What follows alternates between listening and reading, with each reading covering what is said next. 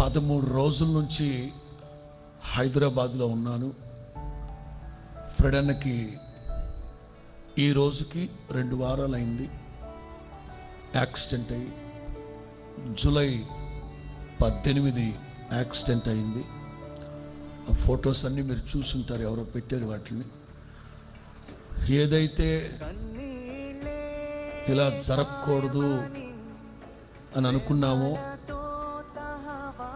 తప్పలేదు. ఇన్ఫెక్షన్ ఎక్కువైపోయింది.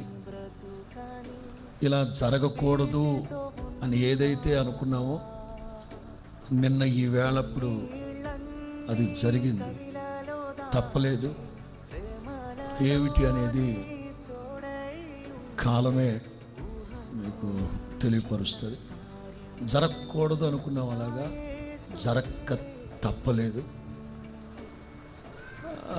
ఈ 2 వారాలుగా ప్రభు పాదాలు పట్టుకున్నాం, ప్రభు కనికరిస్తారని. సో ప్రభు చిత్తం అది అనుకున్నప్పుడు శిరసావహించి ముందుకు వెళ్ళక తప్పలేదు కూడా. ఒకటి మాత్రం వాస్తవం, ప్రాణాపాయంలో నుంచి గట్టెక్కించి జీవాన్ని ఉంచాడు.